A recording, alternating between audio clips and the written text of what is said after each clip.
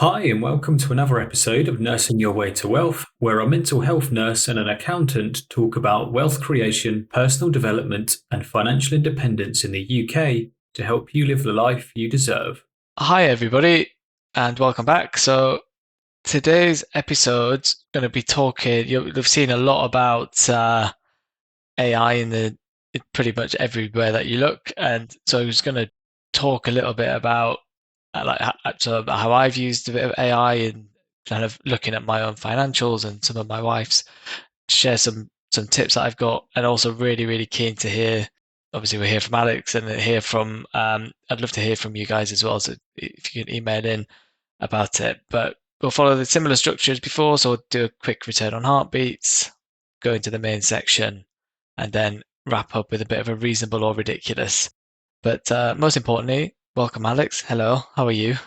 Hi, I'm very well. Thank you. And yeah, at this like when you talked to me before about using AI as a thing, I am probably a bit of a caveman at this point, but I've never used AI for anything. I don't have any of the tools other than the forced ones you have when like you Google something. Like I've Googled stuff and it's returned AI results, but I've never used like specific sort of like ChatGPT or Claude or anything like that for any particular purpose.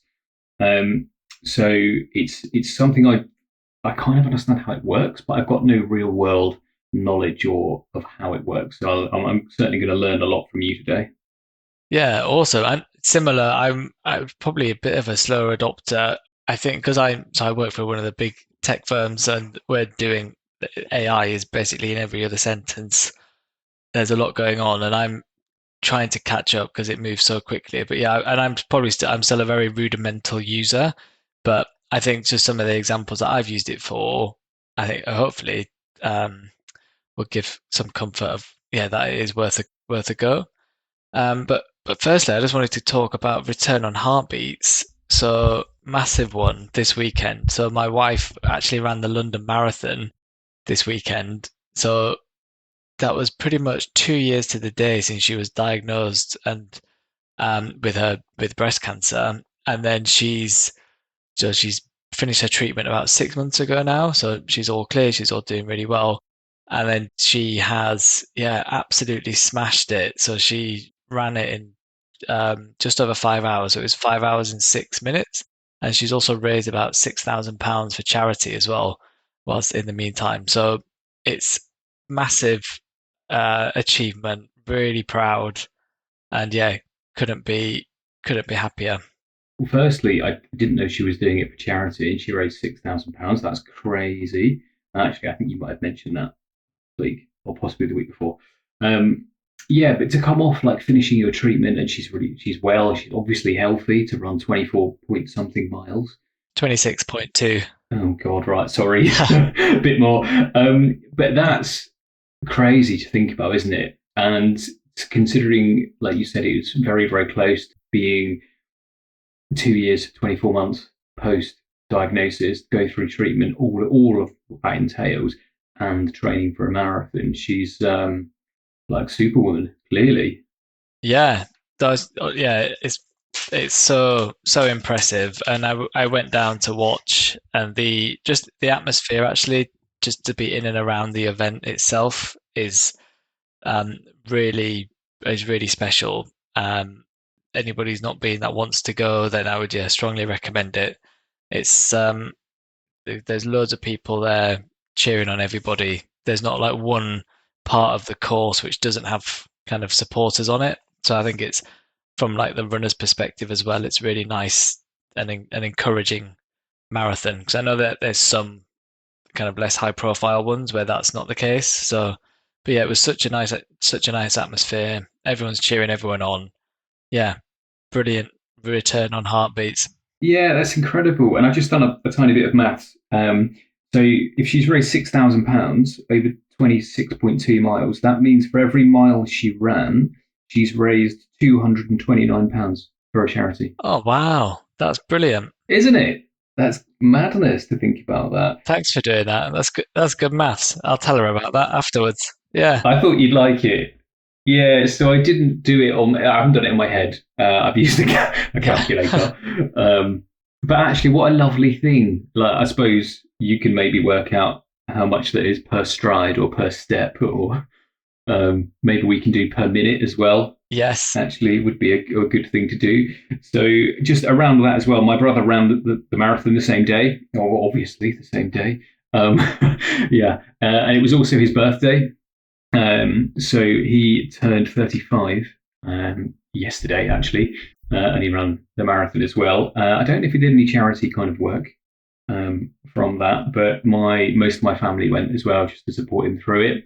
And he had very very last minute, he like sellotaped a sign to his body that just says it's my birthday at the same time, and he says he had loads of people wishing him happy birthday as he was going along. So just nice all round. And he finished in 5 hours, 5 minutes. So spookily close. Yeah, amazing. And I'm glad that he tied the it's my birthday sign to himself. That's a good idea. It's literally taped with, like, parcel tape, the brown tape. Yes. So it's the most bodge job thing ever. And I think they did it literally like 10 p.m. the night before. They've just like stuck this extra sign to him underneath his number. And off you go. He's not told me whether he's going to do any more marathons. I asked him, and he just said that's to be decided. I'm not sure. Yeah, I think that's probably sensible.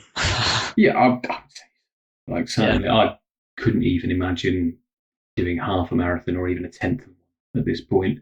It's yeah, even driving 26 miles is a long way, but running it is something else. And world records got broken. It was like crazy, like the whole thing. Yeah, it's a wonderful day, and yeah, big achievements all around. Yeah, big return on heartbeats.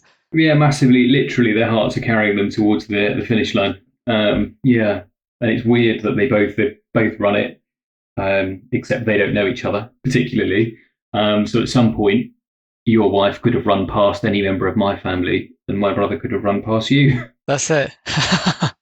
Yeah, amazing.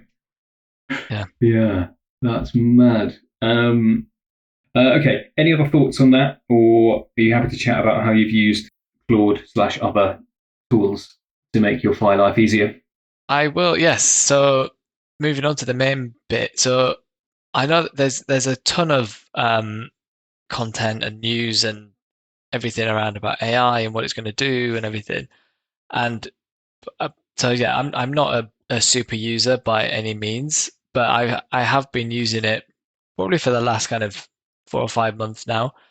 Originally to plan holiday itineraries, which is a secondary point and not relevant for Fi, but really clever.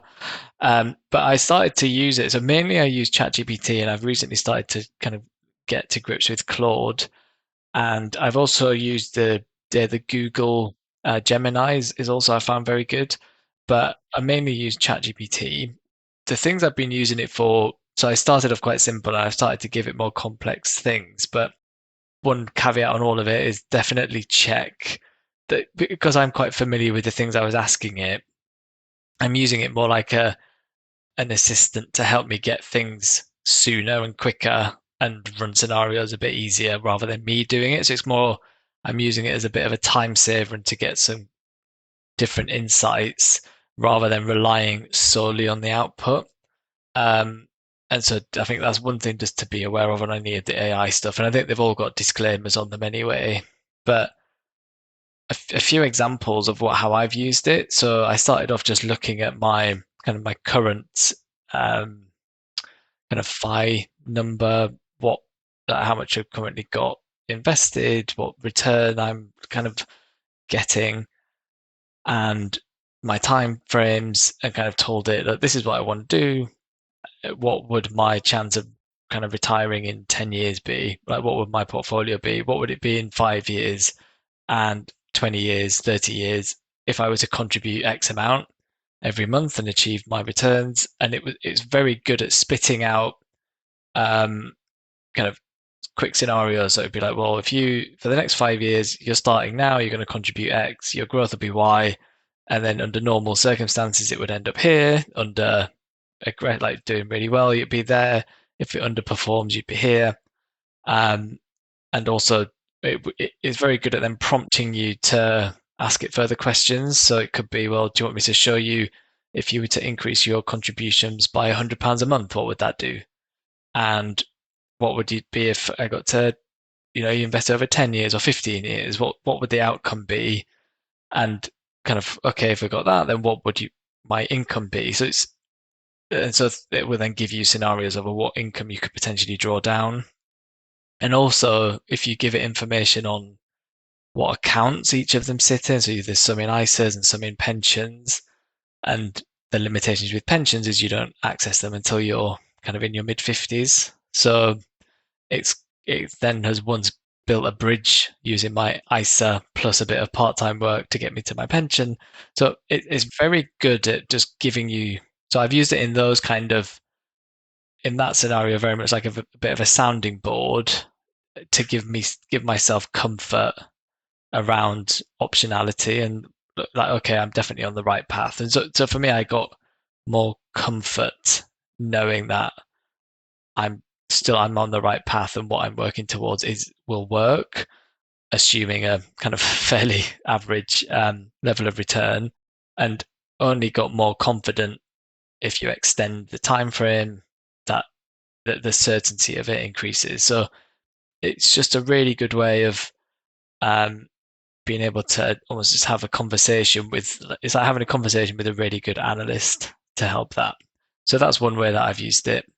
Yeah, it's interesting that you say you felt a little bit more like comfortable, a little bit more secure, because you've said, like, actually, this is what I have, this is where I want to get to. Will this function? Like, will it work? Will it get me from there to there? I mean, the other options you have are asking someone you know who knows you quite well and knows the ins and outs of this, but like that's just asking a doppelganger of you.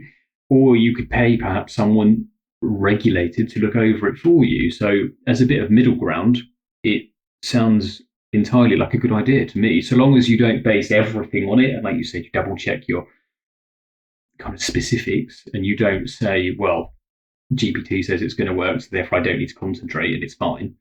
As long as you don't take your eye off the ball. Yeah, exactly. And I think it's because I've got like an Excel model that I use, but it's fairly rudimentary. But it just helped to sense check some of that and do different scenarios. And so I found that really useful as one thing. So yeah, if any of the listeners have used it in that kind of regard, it'd be good to hear how you found it, or if you indeed found it helpful, or if it was give you completely the wrong thing, which it can do. Yeah, so do check it. But I've always thought that a while ago. So when this kind of stuff first came out, people were testing it and they were just asking it specific questions, not particularly difficult questions, more like maths-based stuff. And I remember people saying, like on various Reddit forums, I put this through ChatGPT and it's come up with a wrong answer. But it's a persistence thing. It learns over time. We feed it info and it learns from that.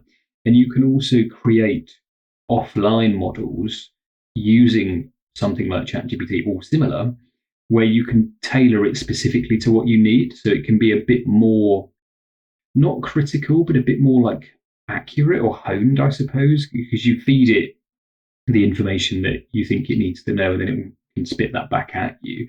I've got a friend of mine who's created one for grading, or not grading, but giving feedback on assignments for university students. So you feed it the question and some information around it and what it's being marked against, and it'll give you an idea of what kind of grade you'll get. And she says it's been fairly accurate, which I was surprised at. I thought it would just pluck a figure out of thin air, but actually it rationalizes the decision. So I can't see any reason why something like that couldn't be helpful for like portfolio modeling.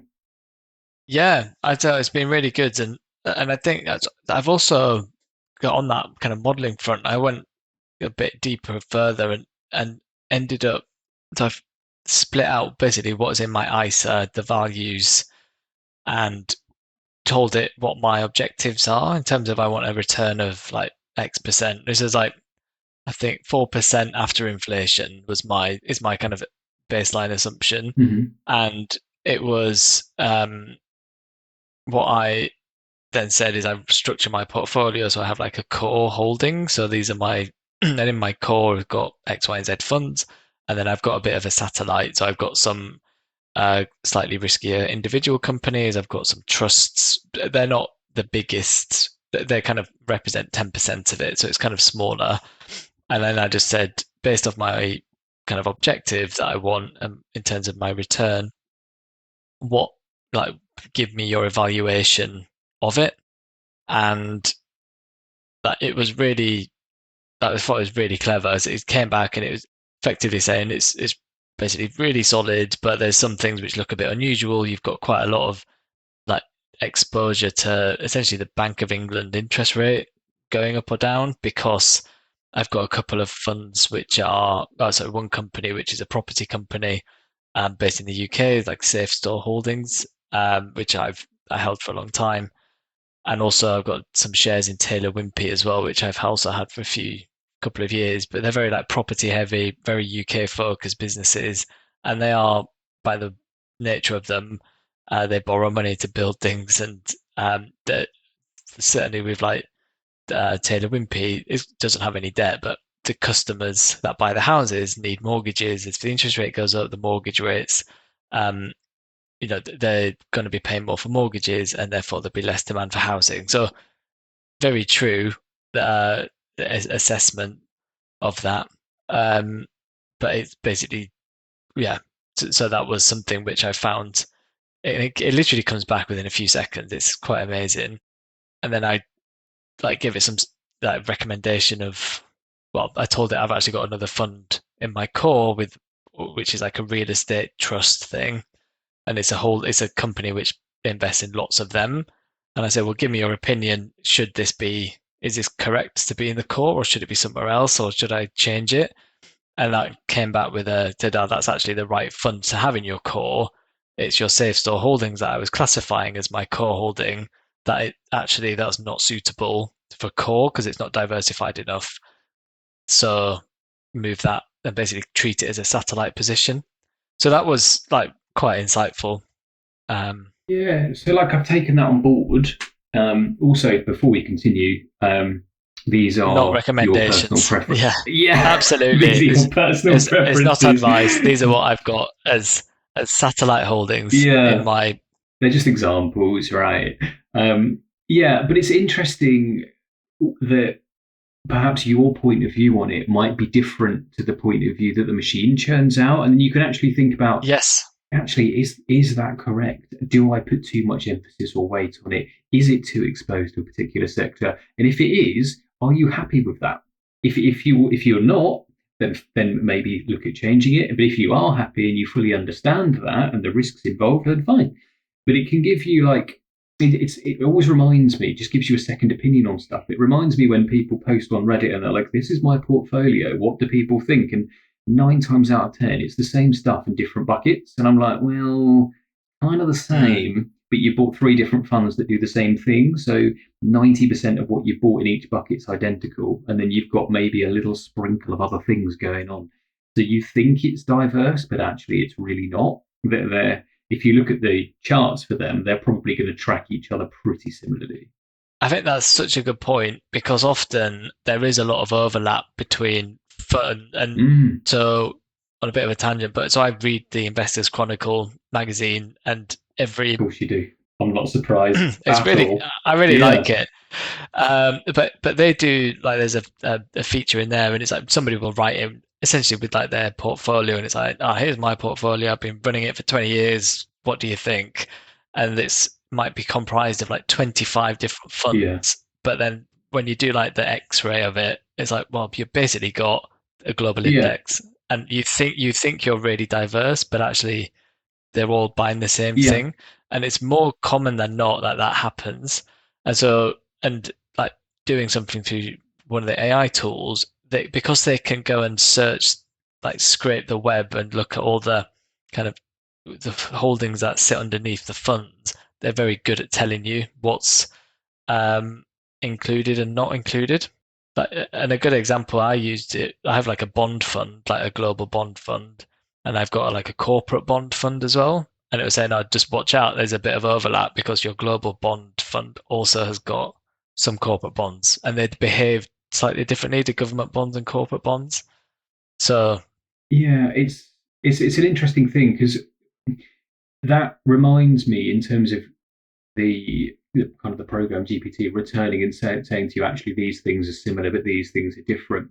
And it reminds me of a lot of kind of well-regarded investment people say that what you'd actually like to protect the downside is to get stuff that's not correlated together. yes, So they work in opposite ways. So you have I mean, the idiom before was like you get stocks for performance and you get bonds for like keeping like stability kind of. more of the money. Yeah, just stability to smooth the ride. But actually, lately, that's not really worked out in terms of No, how those funds move. So that I think is older kind of guidance now, not necessarily relatable to today's world that we live in. But you say you want something kind of different, which is why we see like in boom periods, loads of stocks go up, but in down periods, people they want to protect the growth or the wealth that they have. So sometimes you can see them move into metals. Gold's a perfect example of something like that. yes, And you can all, if you look at like a broad overview of it, you can almost see when markets go down, gold goes up, and when markets go up, gold goes down, because people are looking at non-correlated assets. So when one pulls ahead one way, they're like, "Oh, great, we'll keep all this growth," and then when there's glimmers of like markets not doing the advantageous kind of stuff of making people money, they're like, "Oh, I need to keep this," and that's really the human mind at work, isn't it? It's protecting what you have because we feel losses more so. So, long story short, it's interesting that it's that not accurate, but it's that I don't know, insight. Can you call a machine insightful? Maybe, yeah, but I think so. it can pinpoint those things and be actually like, look, I've looked at this for you. Some of this is the same; it's overlapping. This is not overlapping. Is that what you wanted, or have you just sort of ended up like that because you've just picked some random stocks that you've heard of from somewhere? And I think it can come back as like a sense check actually, because you might find, like most people that post on Reddit who are fairly new to this kind of stuff, they end up really tech heavy anyway because they bought loads of global funds Yeah, thinking it's diverse, but 20% of it's in 5 companies. yeah, exactly. And I think also what is helpful at, and which I've used when looking at individual companies to potentially invest in, was, and I say that most of my money is in broad index funds. This is almost like my bit of my satellite that I enjoy just managing with varying degrees of success. But I've found it because you often there's a thing like called confirmation bias, and I think we've talked about it before, where you only try to look at information that agrees with your viewpoint, or you'll kind of disregard negative things against something that you hold. And normally when you're looking at trying to research a company, you go to like the financial statements, you go to the annual report, you read through like how the business works, and it's quite arduous. Whereas ChatGPT or Claude is really good at just summarizing that, and Google Gemini as well. You can just pull out like, tell me about the business model, how has these divisions performed, like what are the key risks for that thing, like what do the analysts think, why shouldn't I buy this company, why should I buy it? So you can almost prompt it in a way that you're getting a well-rounded evaluation rather than, oh well, Dave down the pub said this company's gonna like double in price over the next month. Like you can almost use it, and the time saving is incredible. So like you will save hours and hours of time to get really good, insightful information. I would say I've asked it before for some very specific financial metrics, and it's not been able to get them because it doesn't have access to a lot of the data. So I use it more for the kind of the story around the company and what it does and the pros and cons of it in kind of the context of the market rather than very specific financial metrics. Yeah, and we might get there. It might be that info is private to companies and they don't want it released on the web, perhaps. But I think, yeah, I think that's it. yeah, That's a lot of it's data that is owned by company like yeah, the Reuters and internal Stock stuff, Exchange. Bloomberg, Yeah, etc. exactly. Bloomberg, yeah, Yeah, and that. I just wonder, like, For me, who I've never searched, I've never searched a financial statement for any company in my life. If you gave me a specific task to say, find, I don't know, even the price to earnings ratio for this particular single company somewhere, or even a more deep kind of metric than that, I would. It would probably take me at least half an hour to figure out what you were asking me, and then figure out where to find it. And I would probably be 50-50 on whether I've actually found you the right answer or not.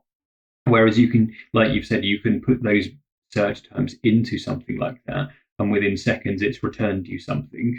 So long as I think you can check to make sure that he's accurate and not way outside of the realms of possibility, it can save you hours and hours of time, can't it? Like searching all this Yeah. stuff and really deep diving into companies. So I always remember a famous thing of Warren Buffett says he reads for like 8, 9, 10 hours a day or something, and he's reading company statements. Is Mhm. that is or will that be necessary in 5 years' time when these things can return that kind of stuff within seconds of just having some commands in? Yeah, and I think that's one of the big uncertainties with what, like, I mean, just AI in general. I think it's going to replace, or definitely it's going to Mm, change a lot of the stuff and like the way people work and the things that are available. Because, as yeah, yeah, like you can condense and read reports unbelievably quickly now, and it almost what would take. Because I've like annual reports are usually about 200 to 300 pages long. They're massive. There's a lot of notes. There's a lot of fluff, and you kind of need to know where to look to get the information you need. And if you use a tool to help summarize it, even to help identify, well, actually, that part of that business looks interesting, and then you can go and focus on that bit rather than having to mentally process it all.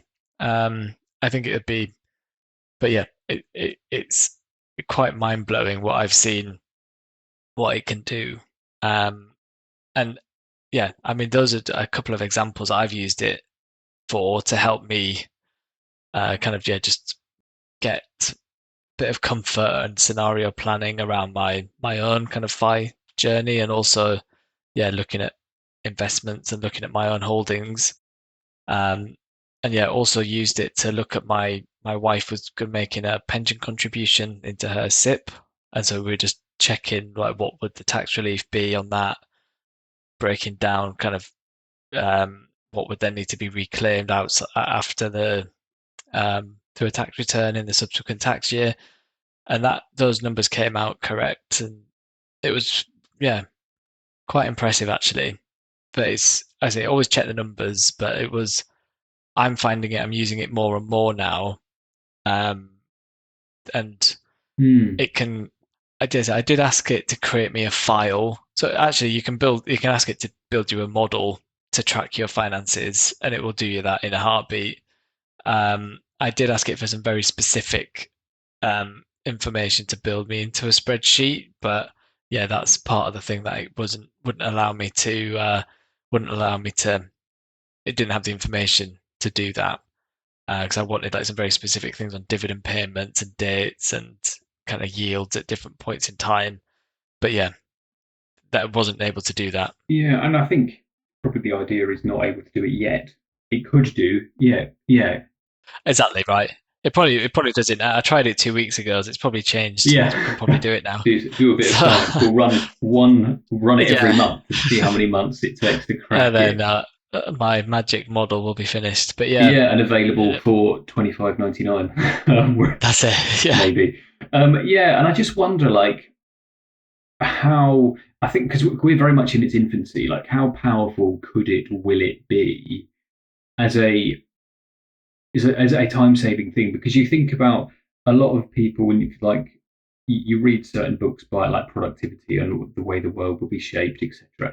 They talk a lot about the monotonous kind of things being taken over by programs, etc. And a lot of that's already been done. But we could feasibly get to a point where we're left to do creative work and we can do Yes. things that our minds are actually engaged by. And you might lose a lot of these mind-numbingly boring kind of jobs that actually people don't enjoy doing, and we'd be left to create and problem solve. things of the world. So it could open up a lot of genius ideas, not perhaps from itself, but from the humans that aren't then doing the drudgery, I suppose. Yeah, I think that's exactly right. Yeah, you'll end up, because even in my work at the minute, like a lot of it's kind of report, like you produce reporting. There's quite a lot of work that's needed. Ultimately, you need to make recommendations on things, and you need to analyze the business and discuss and look at ways to improve it. But there's a lot of work that goes behind that before you actually get to that stage. And it's some of the tools that we have at work are quite mind blowing actually, and what they can do. And like they can write documents, they can like build financial models really quite quickly. You can look at it can pull out statistical relationships between different factors, and it's.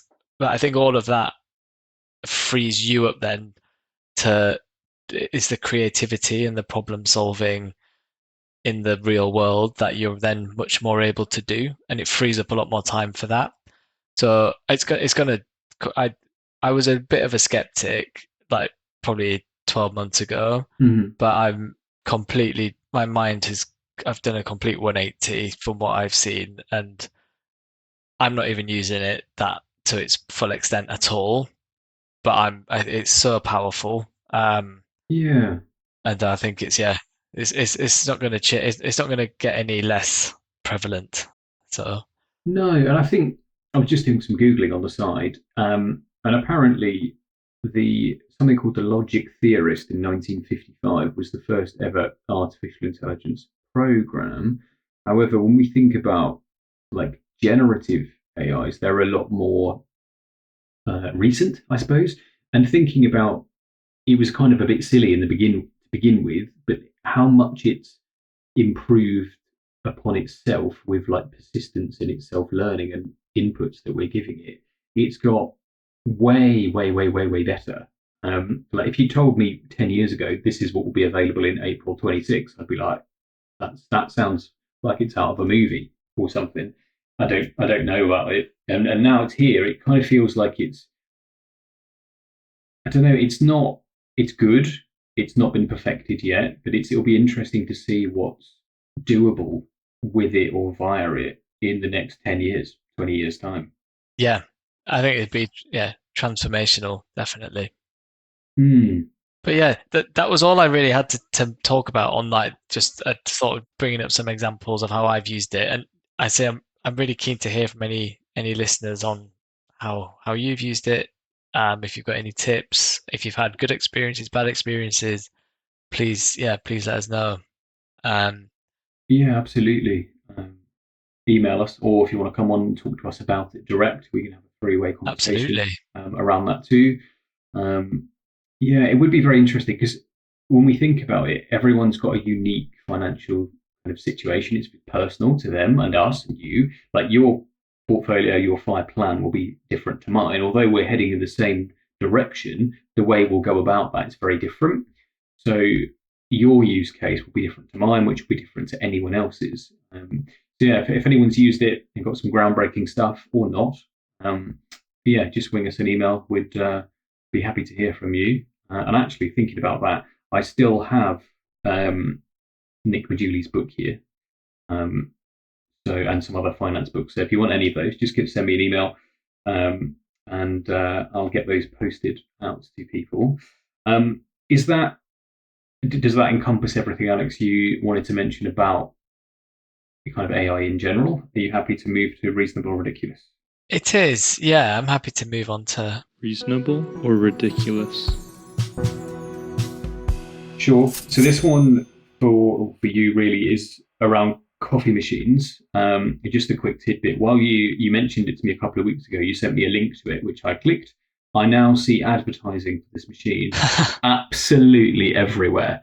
So I'm always surprised. Like I looked at it on my phone, and then I'll come to my laptop and I'll do some other work somewhere, and I'll be like, oh, there it is again.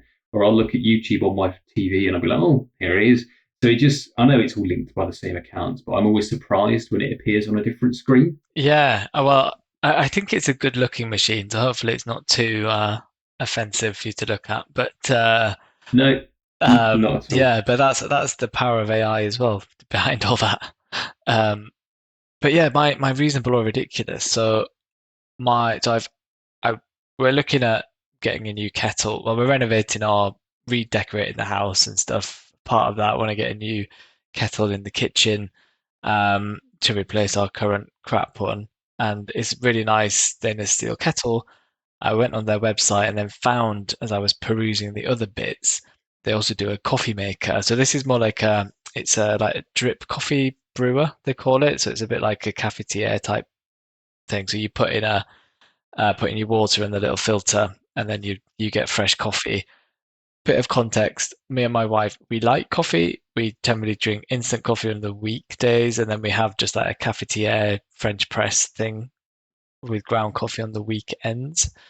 And this thing mainly, I think it just looks really nice. It's £300, which is a lot of money, and I'm in two minds whether or not to go about getting it. But it's a kind of stainless steel thing by a company called ARK, so AARKE, and I think it was founded by two architects. So really, really nice looking, a little bit kind of bourgeoisie, but I'm in two minds whether it's reasonable or ridiculous. So that's my. You've seen obviously the picture many, many times now through your different linked accounts, so you know what it looks like. Yeah, seen it everywhere.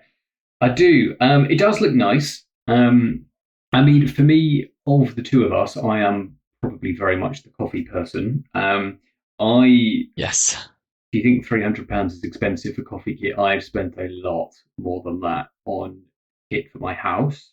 And I think the first time I tried a genuinely mind blowingly good shot of espresso, I want to say I was in Italy or France or something. And you know, when they say it should taste like hazelnuts or dark chocolate or some kind of fruit thing, Hmm. and you were like, yeah, maybe, but it won't. It'll all be bitter, la da da. And it wasn't. And I was like, actually, I can taste everything that's written here that you should be tasting. And I was like, okay, I need this at home. So I've spent a lot on coffee. So I worked it out the other day, not including beans, just kit. I'm in for about £1,400. So for me, 300, and if you like filter or drip coffee at weekends, you can have that every day of the week without the effort in terms of doing it. Hmm. So I would say for me, it's entirely reasonable. If it makes your day a bit nicer, you like the occasion, then I would say absolutely do it. The only thing I would say is try and get some properly fresh ground beans, whether that means you get a grinder for home or you get them from a local roaster or something. That's entirely up to you. But like I would say, get it, but elevate the beans from supermarket beans to actual proper roaster beans. Got you. Okay, that is very. I'll happily send you some. Right, if you buy it, I'll send you some beans from my favourite roaster who lives a couple of miles from me down here, and you can try them. Oh, awesome. Oh, well, that might be a Yeah. sweetener. Yeah, just a little bit extra to do it. But I've just worked out 1,400. I've had it 15 months, so currently it's running me at £93.33 per month, and that's not including Okay. buying coffee. So I probably in as well spend somewhere between 25 and £35. Really good quality beans. Okay. Yeah. Got you. Well, So thank you for that. So for me, entirely reasonable. Ask you. someone else; they'll probably say it's a bit ridiculous. Yeah, I won't ask my dad. No, no. Yeah, I think it depends. There's a lot of kit and a lot of stuff you can buy. But maybe have a quick look at the espresso subreddit, and you'd see some of the kit people have and some of the money that they spent is crazy. But I mean, for reference of the 1400, my machine was 850 and my grinder was 540, and I got some other kit like scales, portafilters. Um, but yeah, you don't need all of that, but it really opened my eyes into how good coffee can be. Perfect. Okay. Yeah. And I don't regret it at all. Every day I use my machine, I'm like, this is great. Got you. I love it. Yeah, that's good. That's a good sign. Awesome. Well, thank you for that assessment. Yeah. Let me know when you get it, I suppose. Yes. Yeah. Perfect. So I think that was the end of the concludes our episode. Yeah, I'll just do a quick summary since you did Awesome. make the majority of the, I suppose, the majority of it. So, a return on heartbeats. Alex's wife and my brother both ran the London Marathon last week. No, yeah, last week, yesterday, right? They both finished weirdly within a minute of each other. 5 hours, 5 minutes, and 5 hours 6. It was my brother's 35th birthday as well. So yeah, huge congrats to both of them. We talked about using artificial intelligence as a financial independence tool. We suggest you use it as a guide and a bit of a sense check, just to have like another objective opinion, perhaps. Don't base all of your faith in it. Do your own research. Have it triple checked by somebody competent as well. Also, Alex uses it for planning holiday itineraries, which is useful for that kind of thing. We both think that they can be useful in terms of tools. They'll probably get better as the years go on. We'll see what they look like in 10 years' time. Finally, reasonable, ridiculous. I think a filter coffee machine for £300 is entirely reasonable, only because it helps me justify the ludicrous amount of money I've spent on my own kit at home. And my last thing, as a public declaration, if you buy it, or if you want, even if you don't buy it, I will send you some really good quality beans, and either I'll grind them myself or I'll have my roasting guy Philip grind them for you. Wow, that's a very kind offer. Good summary. Yeah, I could do it anyway, actually. You could just drop them in your cafetiere for a weekend. Oh no, I think it's one for if I go ahead with the machine. Okay, fine. Deal. I will do that. Thank you very much. Yeah. No worries. Thank you for your time, my friend. And I'll see you in a week. Yes, absolutely. And thanks everybody for listening. And yeah, any episode ideas, any feedback, we'd love to hear from you. Yeah, we're getting scarily close to 100 episodes, aren't we? In a couple of weeks, we will be there at the magic 3-figure, which is a bit nuts about it. It is. Wow. But we will definitely, we'll get there for sure. Right, thank you folks for listening. And Alex, we'll chat in a week about episode 91. Yeah, see you later. None of what we discuss on the show is to be considered financial or health advice, and we recommend you always do your own research or consult an independent financial advisor or a doctor when making your financial or health decisions.